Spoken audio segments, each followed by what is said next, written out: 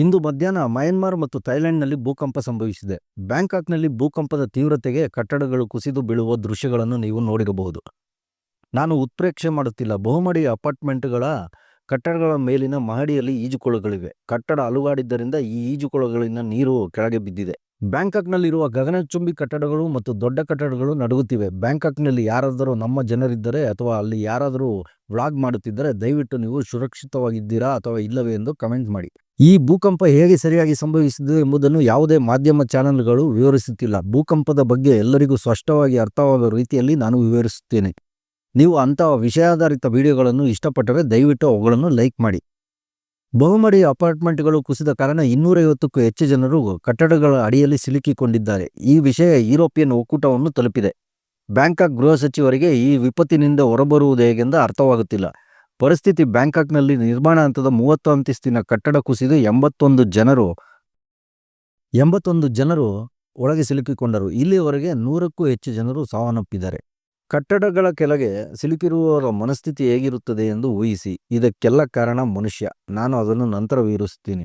ಮುಂಚಿನ ಎಚ್ಚರಿಕೆ ವ್ಯವಸ್ಥೆಗಳು, ಉಪಗ್ರಹಗಳು, GPS ಮತ್ತು ಅಂತಾರಾಷ್ಟ್ರೀಯ ಹವಾಮಾನ ಕೇಂದ್ರವೂ ಸಹ ಈ ಭೂಕಂಪನವನ್ನು ಮುಂಚಿತವಾಗಿ ಪತ್ತೆ ಹಚ್ಚುವಲ್ಲಿ ವಿಫಲವಾಗಿವೆ.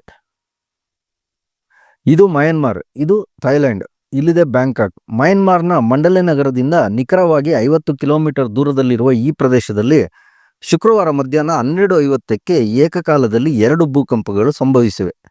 ಒಂದು ಭೂಕಂಪದ ತೀವ್ರತೆ 7.7 ರಿಕ್ಟರ್ ಆಗಿತ್ತು. ಇನ್ನೊಂದು ಭೂಕಂಪ ತೀವ್ರತೆ 6.7 ರಿಕ್ಟರ್ ರಷ್ಟಿತ್ತು.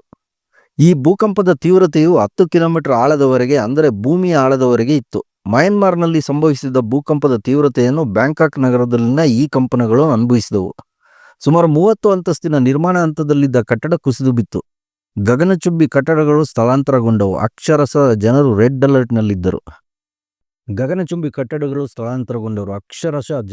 ಅಲರ್ಟ್ನಲ್ಲಿದ್ದರು. ಮೆಟ್ರೋ ಮತ್ತು ವಿಮಾನ ಸೇವೆಗಳು ಸ್ಥಗಿತಗೊಳಿಸಲಾಯಿತು. ಜನರು ಓಡಿ ಹೋದರು. ಬ್ಯಾಂಕಾಕ್ ಬಿಟ್ಟರೆ ಮಯನ್ಮಾರ್ನಲ್ಲಿ ಪರಿಸ್ಥಿತಿ ತುಂಬ ಕೆಟ್ಟದಾಗಿದೆ. ಮಯನ್ಮಾರ್ನಲ್ಲಿ ಸ್ಥಿರ ಸರ್ಕಾರವಿಲ್ಲ.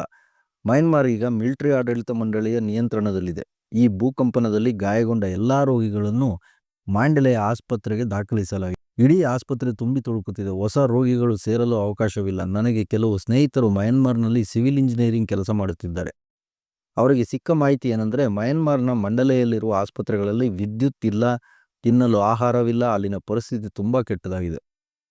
ಒಬ್ಬ ಭೂಕಂಪ ಶಾಸ್ತ್ರಜ್ಞರು CNN-ಗೆ ಏನು ಹೇಳಿದರೆಂದರೆ, ಭೂಮಿಯನ್ನು ಚಾಕುವಿನಿಂದ ಕತ್ತರಿಸಿದರೆ ಹೇಗಿರುತ್ತದೆ ಹಾಗೆ ಈ ಭೂಕಂಪನವೂ ಇದೆ. ನೀವು ಒಂದು ಕಾಗದದ ತುಂಡನ್ನು ಕತ್ತರಿಸಿದರೆ ಹೇಗಿರುತ್ತದೆ, ಭೂಮಿಯ ಸೆಕೆಂಡಿಗೆ 2 ಕಿಲೋಮೀಟರ್ ಸೀಳಿದರೆ ಹೇಗಿರುತ್ತದೆ, ಭೂಕಂಪ ಹೀಗಿತ್ತು ಎಂದು ಅವರು ಹೇಳಿದರು. ಮಂಡಲೆ ಮತ್ತು ಬ್ಯಾಂಕಾಕ್ ನಡುವಿನ ಅಂತರ 1000 ಕಿಲೋಮೀಟರ್ಗಳಷ್ಟಿದೆ. ಅಂದರೆ ಈ ಭೂಕಂಪದ ತೀವ್ರತೆ 1000 ಕಿಲೋಮೀಟರ್ಗೆ ಏರಿತು. ಇಲ್ಲಿ ಬ್ಯಾಂಕಾಕ್ನಲ್ಲಿ ಭೂಕಂಪ ಸಂಭವಿಸಿರಲಿಲ್ಲ. ಇದು ಮಯನ್ಮಾರ್ನಲ್ಲಿ ಸಂಭವಿಸಿದೆ. ಮಯನ್ಮಾರ್ನಲ್ಲಿ ಸಂಭವಿಸಿದ ಭೂಕಂಪದ ತೀವ್ರತೆ ಬ್ಯಾಂಕಾಕ್ ಮೇಲೆ ಬಿದ್ದಿತು. ಅಂದರೆ ಬ್ಯಾಂಕಾಕ್ ಅಧಿಕಾರಿಗಳು ಮಾಡಿದ ತಪ್ಪು, ಸರಿಯಾದ ಮುನ್ನೆಚ್ಚರಿಕೆಗಳನ್ನು ತೆಗೆದುಕೊಳ್ಳದೆ ಬಹುಮಹಡಿ ಕಟ್ಟಡಗಳನ್ನು ನಿರ್ಮಿಸಿದ್ದು. ನಮ್ಮಲ್ಲಿ ಹಲವಾರು ಪ್ರವಾಸೋದ್ಯಮಕ್ಕಾಗಿ ಬ್ಯಾಂಕಾಕ್ಗೆ ಹೋಗುತ್ತಾರೆ. ಯಾರಾದರೂ ಈಗ ಬ್ಯಾಂಕಾಕ್ನಲ್ಲಿದ್ದರೆ ಜಾಗರೂಕರಾಗಿರಿ. ಈ ಭೂಕಂಪಕ್ಕೆ ಕಾರಣ 2 ಟೆಕ್ಟೋನಿಕ್ ಪ್ಲೇಟ್ಗಳ ಡಿಕ್ಕಿ. ಟೆಕ್ಟೋನಿಕ್ ಪ್ಲೇಟ್ಗಳ ಘರ್ಷಣೆಯನ್ನು ಪ್ಲೇಟ್ ವಿರೂಪತೆ ಎಂದು ಸಿದ್ಧಾಂತ ಎಂದು ಕರೆಯಲಾಗುತ್ತದೆ. ಭೂಮಿ ದುಂಡದಾಗಿದೆ ಎಂದು ನಮಗೆಲ್ಲರಿಗೂ ತಿಳಿದಿದೆ. ಆದರೆ ಭೂಮಿಯ 7 ಭಾಗಗಳಾಗಿ ವಿಂಗಡಿಸಲಾಗಿದೆ ಎಂದು ನಮಗೆ ತಿಳಿದಿಲ್ಲ. ಈ 7 ಭಾಗಗಳನ್ನು ಟೆಕ್ಟೋನಿಕ್ ಪ್ಲೇಟ್ ಎಂದು ಕರೆಯುತ್ತಾರೆ. 7 ಟೆಕ್ಟೋನಿಕ್ ಪ್ಲೇಟುಗಳನ್ನು ಹೇಗೆ ಬೇರ್ಪಡಿಸಲಾಗಿದೆ ಎಂಬುದನ್ನು ನೋಡಲು ಈ ವಿಡಿಯೋವನ್ನು ನೋಡಿ. 7 ಟೆಕ್ಟೋನಿಕ್ ಪ್ಲೇಟುಗಳ ಹೆಸರುಗಳು: African plate, Antarctic plate, European plate, Indo plate, Australian plate, ಉತ್ತರ ಅಮೆರಿಕನ್ ಪ್ಲೇಟ್, ಪೆಸಿಫಿಕ್ ಪ್ಲೇಟ್. ಇದನ್ನು 7 ಫಲಕಗಳಾಗಿ ವಿಂಗಡಿಸಲಾಗಿದೆ. ಇದು ಯುರೇಷಿಯನ್ ಪ್ಲೇಟ್ ಮತ್ತು ಇದು ಭಾರತೀಯ ಪ್ಲೇಟ್.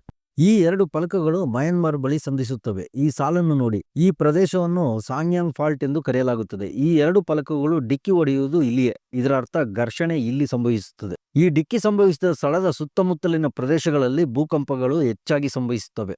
ಮಯನ್ಮಾರ್ ಈ ಟೆಕ್ಟೋನಿಕ್ ದೋಷಕ್ಕೆ ಬಹಳ ಹತ್ತಿರದಲ್ಲಿದೆ. ಆದ್ದರಿಂದ ಮಯನ್ಮಾರ್ನಲ್ಲಿ ಈಗಾಗಲೇ ಭೂಕಂಪ ಸಂಭವಿಸಿದೆ. ರೆಡ್ ಕ್ರಾಸ್ ಸಂಸ್ಥೆಯು ಮಯನ್ಮಾರ್ ಅನ್ನು ಭೂಕಂಪ ರೆಡ್ ಅಲರ್ಟ್ ವಲಯವೆಂದು ಗುರುತಿಸಿದೆ. ಈ ಟೆಕ್ಟೋನಿಕ್ ಪ್ಲೇಟ್ಗಳು ಪ್ರತಿ ವರ್ಷ 10 ರಿಂದ 19 ಮಿಲಿಮೀಟರ್ ಚಲಿಸುತ್ತದೆ. ಒತ್ತಡವು ಹೆಚ್ಚಾದಾಗಲೆಲ್ಲ ಈ 2 ಒಂದೇ ಸಮಯದಲ್ಲಿ ಬಲವಾಗಿ ಡಿಕ್ಕಿ ಹೊಡೆಯುತ್ತವೆ. ಅವು ಈ ರೀತಿ ಡಿಕ್ಕಿ ಹೊಡೆದರೆ ಭೂಕಂಪ ಸಂಭವಿಸುತ್ತದೆ. ಈ ಪ್ರದೇಶಗಳನ್ನು ಸಂಡೇ ಫಾಲ್ಟ್ ಎಂದು ಕರೆಯುತ್ತಾರೆ. ಈ ಟೆಕ್ಟೋನಿಕ್ ಪ್ಲೇಟ್ಗಳು ಏಕೆ ಡಿಕ್ಕಿ ಹೊಡೆಯುತ್ತವೆ? ಭೂಮಿಯ ಆಳದಲ್ಲಿ ಕೋರ್ ಎಂಬ ಪ್ರದೇಶವಿದೆ.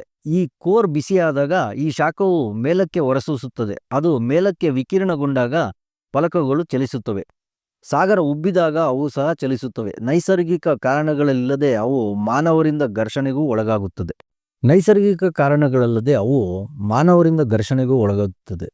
ಇತ್ತೀಚೆಗೆ ಚೀನಾ ಟಿಬೆಟ್ ಬಳಿ ಬ್ರಹ್ಮಪುತ್ರ ನದಿಯ ದಡದಲ್ಲಿ ವಿಶ್ವದ ಅತಿದೊಡ್ಡ ಅಣೆಕಟ್ಟನ್ನು ನಿರ್ಮಿಸಲು ಪ್ರಾರಂಭಿಸಿತು.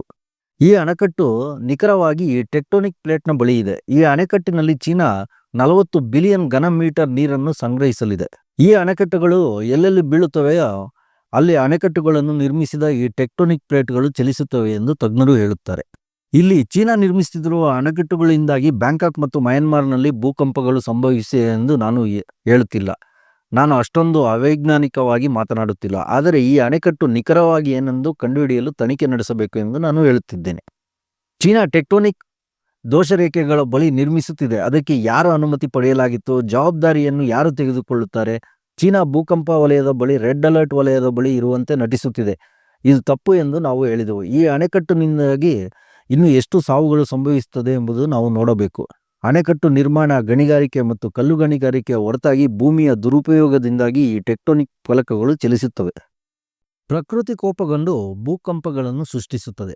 ಆದ್ದರಿಂದ ಈ ಸಾಂಗ್ಯಾಂಗ್ ಫಲಕವನ್ನು ಈಗಾಗಲೇ ರೆಡ್ ಕ್ರಾಸ್ ಕೆಂಪು ವಲಯವೆಂದು ಘೋಷಿಸಿದೆ. 1947 ಮತ್ತು 2012ರಲ್ಲಿ ಇಲ್ಲಿ ಈಗಾಗಲೇ ಭೂಕಂಪಗಳು ಸಂಭವಿಸಿದೆ. ಆದರೆ ಈ ಬಾರಿ ಕಟ್ಟಡಗಳು ಕುಸಿದವು. ಈ ಬಾರಿ ಕಟ್ಟಡಗಳು ಏಕೆ ಕುಸಿದವು? 2014 ನಂತರ ಚೀನಾ ಮಯನ್ಮಾರನ್ನು ಪ್ರವೇಶಿಸಿದೆ. ಮಯನ್ಮಾರ್ ಚೀನಾಕ್ಕೆ ಹತ್ತಿರವಾಗಿದೆ. ಚೀನಾದ ಸಹೋದರರ ಬಗ್ಗೆ ಮಾತನಾಡುವ ಮೊದಲು ಭಾರತವು ಕ್ಷೇತ್ರಕ್ಕೆ ಪ್ರವೇಶಿಸಿದೆ. ವಿದೇಶಾಂಗ ಸಚಿವ ವಿಕ್ರಮ್ ಮಿಸ್ರಿ ಮಧ್ಯಪ್ರವೇಶಿಸಿ ಮಯನ್ಮಾರ್ಗೆ ಸಹಾಯ ಮಾಡಲು ನಾವು ಸಿದ್ಧರಿದ್ದೇವೆ ಎಂದು ಘೋಷಿಸಿದರು. ಚೀನಾ ಜತೆ ಮೈತ್ರಿ ಮಾಡಿಕೊಳ್ಳುವ ಯಾವುದೇ ದೇಶ ನಾಶವಾಗುವುದು ಖಚಿತ. ನಿನ್ನೆ ಶ್ರೀಲಂಕಾ, ಮೊನ್ನೆ ಪಾಕಿಸ್ತಾನ, ಇಂದು ಮಯನ್ಮಾರ್. ಇತ್ತೀಚೆಗೆ ಮಯನ್ಮಾರ್ನಲ್ಲಿ ಕಮ್ಯುನಿಸ್ಟ್ ಪಕ್ಷಕ್ಕೆ ಸೇರಿದ ಕೆಲವು ಕಂಪನಿಗಳು ನಿರ್ಮಾಣ ಕಂಪನಿಗಳು ಎಂದು ಕರೆಯಲ್ಪಟ್ಟವು ಅನೇಕ ಕಡಿಮೆ ಗುಣಮಟ್ಟದ ಕಟ್ಟಡಗಳು ಮತ್ತು ಬಹುಮಡಿ ಕಟ್ಟಡಗಳನ್ನು ನಿರ್ಮಿಸಿವೆ. ಚೀನಾ ಕಂಪನಿಗಳು ಏನು ಮಾಡಿದವು? ಅವರು ಮಯನ್ಮಾರ್ ಹಿರಿಯರ ಬಳಿಗೆ ಹೋಗಿ, ನಮಗೆ ಬಂದರುಗಳು ಮತ್ತು ಬಂದರುಗಳನ್ನು ನೀಡಿ, ಪ್ರತಿಯಾಗಿ ನಾವು ಬಹುಮಹಡಿ ಕಟ್ಟಡಗಳನ್ನು ನಿರ್ಮಿಸುತ್ತೇವೆ ಎಂದು ಹೇಳಿದರು. ಇದಕ್ಕೆ ಪ್ರತಿಯಾಗಿ ನಾವು ಬಹುಮಹಡಿ ಕಟ್ಟಡಗಳನ್ನು ನಿರ್ಮಿಸುತ್ತೇವೆ ಅಥವಾ ಲಂಚ ನೀಡುತ್ತೇವೆ ಎಂದು ಹೇಳಿದರು. ಚೀನಾ ಮಯನ್ಮಾರ್ನಲ್ಲಿ ಅಗ್ಗದ ಗುಣಮಟ್ಟದಲ್ಲಿ ಅಗ್ಗದ ವಸ್ತುಗಳನ್ನು ಬಳಸಿ ಅನೇಕ ಬಹುಮಹಡಿ ಕಟ್ಟಡಗಳನ್ನು ನಿರ್ಮಿಸಿದೆ. ಭೂಕಂಪನ ವಲಯಗಳಲ್ಲಿ ಸರಿಯಾದ ಮಣ್ಣಿನ ಪರೀಕ್ಷೆಗಳಿಲ್ಲದೆ ಕಟ್ಟಡಗಳನ್ನು ನಿರ್ಮಿಸಲಾಗಿರುವುದರಿಂದ, ಕಡಿಮೆ ಗುಣಮಟ್ಟದಲ್ಲಿ ಕಟ್ಟಡಗಳನ್ನು ನಿರ್ಮಿಸಲಾಗಿರುವುದರಿಂದ ಎಲ್ಲ ಕಟ್ಟಡಗಳು 7 ತೀವ್ರತೆಯ ಭೂಕಂಪದಿಂದ ಹಾನಿಗೊಳಗಾಗಿವೆ. ಚೀನಾ ಏನು ಮಾಡಿತು? ಮಯನ್ಮಾರ್ ಬಂಗಾಳಕೊಲ್ಲಿಗೆ ಹತ್ತಿರದಲ್ಲಿದೆ. ಇದು ಮಲಕ್ಕಾ ಜಲಸಂಧಿಗೆ ಹತ್ತಿರದಲ್ಲಿದೆ. ಭಾರತೀಯ ನೌಕಾಪಡೆಯು ಮಲಕ್ಕಾ ಜಲಸಂಧಿಯನ್ನು ತಡೆದರೆ, ಚೀನಾ ಭಾರತೀಯ ನೌಕಾಪಡೆಯನ್ನು ಪರಿಶೀಲಿಸುವ ಉದ್ದೇಶದಿಂದ ಮಯನ್ಮಾರ್ಗೆ ಆಮಿಷವೊಡ್ಡಿದೆ. ಚೀನಾ ಲಂಚ ನೀಡುವ ಮೂಲಕ ಮಯನ್ಮಾರ್ ಆಳ ಸಮುದ್ರ ಬಂದರನ್ನು ತನ್ನ ಹಿಡಿತಕ್ಕೆ ತೆಗೆದುಕೊಂಡಿದೆ. ಇದಕ್ಕೆ ಪ್ರತಿಯಾಗಿ ಚೀನಾ ಮಯನ್ಮಾರ್ನಲ್ಲಿ ಅನೇಕ ಅಗ್ಗದ ಗುಣಮಟ್ಟದ ಕಟ್ಟಡಗಳನ್ನು ನಿರ್ಮಿಸಿದೆ. ವಿಶೇಷವಾಗಿ ಮಯನ್ಮಾರ್ನ ಮಂಡಲೆ ನಗರದಲ್ಲಿರುವ ಅತ್ಯಂತ ಹಳೆಯ ಐತಿಹಾಸಿಕ ಸಾಂಗ್ಯಾಂಗ್ ಸೇತುವೆ ಕುಸಿದ ದೃಶ್ಯಗಳು ಅಲ್ಲಿನ ಜನರ ಕಣ್ಣಲ್ಲಿ ನೀರು ತರಿಸಿದೆ. ಬ್ಯಾಂಕಾಕ್ನಲ್ಲಿ ನಮ್ಮ ಭಾರತೀಯ ರಾಯಭಾರ ಕಚೇರಿಯು ತುರ್ತು ದೂರವಾಣಿ ಸಂಖ್ಯೆಗಳನ್ನು ಬ್ಯಾಂಕಾಕ್ನಲ್ಲಿರುವ ಭಾರತೀಯರಿಗೆ ನೀಡಿದ್ದೇವೆ. ನಾನು ಅದನ್ನು ಇಲ್ಲಿ ಪ್ರದರ್ಶಿಸುತ್ತಿದ್ದೇನೆ. ನಿಮಗಲ್ಲಿ ಯಾವುದೇ ಸಮಸ್ಯೆ ಇದ್ದರೆ ದಯವಿಟ್ಟು ರಾಯಭಾರ ಕಚೇರಿಯನ್ನು ಸಂಪರ್ಕಿಸಿ. ತುರ್ತು ಪರಿಸ್ಥಿತಿಯನ್ನು ಇಲ್ಲಿ ನೋಡಿ. ಪ್ರಸ್ತುತ ಬ್ಯಾಂಕಾಕ್ನಲ್ಲಿರುವ ಭಾರತೀಯ ವಿಶ್ವಜಿತ್ ಅವರು ರಾಯಭಾರ ಕಚೇರಿಗೆ ಮಾಡಿದ ಈ ಟ್ವೀಟನ್ನು ನೋಡಿ. ಪ್ರಿಯ ಸರ್ ಮತ್ತು ಮೇಡಮ್, ಈ ಕೆಳಗಿನ ಕುಟುಂಬ ಸದಸ್ಯರು ಎಲ್ಲಿದ್ದಾರೆ ಎಂಬುದು ಕುರಿತು ನಮಗೆ ತುರ್ತು ಮಾಹಿತಿ ಬೇಕು. ಸೌರವ್ ಭಟ್ಟಾಚಾರ್ಜಿ, ದಿವಿನ್ ಭಟ್ಟಾಚಾರ್ಜಿ, ಜಯಶ್ರೀ ಗಂಗೋಳಿ ರೀಟಾ ಭಟ್ಟಾಚಾರ್ಜಿ ಕಾಣೆಯಾಗಿದ್ದು, ಈ 4 ಜನರ ಬಗ್ಗೆ ಮಾಹಿತಿ ಅಗತ್ಯವಿದೆ. ಕಳೆದ 3 ಗಂಟೆಗಳಿಂದ ಅವರನ್ನು ಸಂಪರ್ಕಿಸಲು ಸಾಧ್ಯವಾಗದ ಕಾರಣ ನಾವು ಅಪಘಾತ ಮತ್ತು ಮಾನಸಿಕ ಯಾತನೆಯಲ್ಲಿದ್ದೇವೆ ಎಂದು ಅವರು ಟ್ವೀಟ್ ಮಾಡಿದ್ದಾರೆ. ಕಳೆದ 3 ಗಂಟೆಗಳಿಂದ ಅವರು ಸಂಪರ್ಕವಿಲ್ಲದ ಕಾರಣ ಅವರು ಬಳಲುತ್ತಿದ್ದಾರೆ. ಬ್ಯಾಂಕಾಕ್ನಲ್ಲಿರುವ ಪ್ರಸಿದ್ಧ ಪಾರ್ಕ್ ಒರಿಜಿನ್ ಟಾನ್ ಕಾಂಪ್ಲೆಕ್ಸ್ ಗಗನಚುಂಬಿ ಕಟ್ಟಡ ಬಗ್ಗೆ ನೀವು ತಿಳಿದಿರಲೇಬೇಕು. ಭೂಕಂಪದ ತೀವ್ರತೆಗೆ ಈ 3 ಕಟ್ಟಡಗಳು ಹೇಗೆ ಚಲಿಸುತ್ತಿವೆ ಎಂಬುದನ್ನು ನೋಡಿ. ಮಯನ್ಮಾರ್ ರಾಜಧಾನಿ ಆಸ್ಪತ್ರೆಗಳು ರೋಗಿಗಳಿಂದ ತುಂಬಿವೆ. ಆದರೆ ಬ್ಯಾಂಕಾಕ್ನಲ್ಲಿ ನಮ್ಮ ಕೆಲವು ಭಾರತೀಯರು ಕಾಣೆಯಾಗಿದ್ದಾರೆ ಎಂಬ ಮಾಹಿತಿ ಇದೆ. ಮಯನ್ಮಾರ್ ಕೈಗೊಂಬೆ ಮಿಲಿಟರಿ ನಾಯಕ ಜಗತ್ತಿಗೆ ತನ್ನ ಕೈಯನ್ನು ಚಾಚಿ ನಮ್ಮನ್ನು ಉಳಿಸಿ ಎಂದು ಹೇಳಿದ್ದಾನೆ. ಮಯನ್ಮಾರ್ ಕಟ್ಟಡಗಳು ಕುಸಿದ ನಂತರ ಚೀನಾದ ನಿರ್ಮಾಣದ ಗುಣಮಟ್ಟದ ಬಗ್ಗೆ ಎಲ್ಲರಿಗೂ ಅನುಮಾನಗಳಿವೆ. ಬ್ಯಾಂಕಾಕ್ನಲ್ಲಿ ಗಗನಚುಂಬಿ ಕಟ್ಟಡಗಳು ಏಕೆ ಬೀಳುತ್ತಿವೆ? ದೇಶದಲ್ಲಿ ಮಣ್ಣು ಸಡಿಲವಾಗಿದೆಯೇ? ಸರಿಯಾದ ಜೇಡಿಮಣ್ಣಿನ ಪರೀಕ್ಷೆಗಳಿಲ್ಲದೆ ಅನೇಕ ಕಟ್ಟಡಗಳು ನಿರ್ಮಿಸಲಾಗಿದೆ. ಅವರು ಬಹುಮಹಡಿ ಕಟ್ಟಡಗಳ ಮೇಲೆ 30 ಮತ್ತು 40 ಅಂತಸ್ತಿನ ಎತ್ತರದ ಕಟ್ಟಡಗಳನ್ನು ನಿರ್ಮಿಸಿದ್ದಾರೆ. ಅವುಗಳ ಮೇಲೆ ಗಗನಚುಂಬಿ ಕಟ್ಟಡಗಳು ನಿರ್ಮಿಸಿದ್ದಾರೆ. ಅವರು ಭೂಕಂಪನ ಮಾನದಂಡಗಳ ಪ್ರಕಾರ ಕಟ್ಟಡಗಳನ್ನು ನಿರ್ಮಿಸಿಲ್ಲ.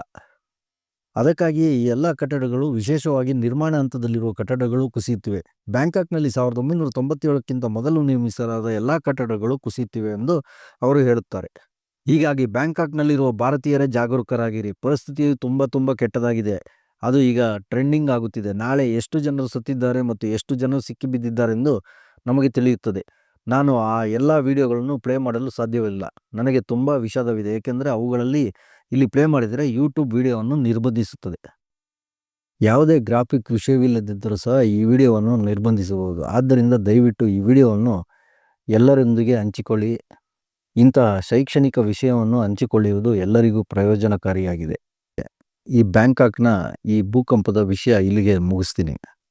ಇದೇ ಥರ ಹೆಚ್ಚಿನ ಮಾಹಿತಿಗಾಗಿ ನಮ್ಮ ಚಾನಲನ್ನು ಸಬ್ಸ್ಕ್ರೈಬ್ ಮಾಡಿ, ಲೈಕ್ ಮಾಡಿ ಹಾಗೂ ಶೇರ್ ಮಾಡಿ. ನಮಸ್ಕಾರ.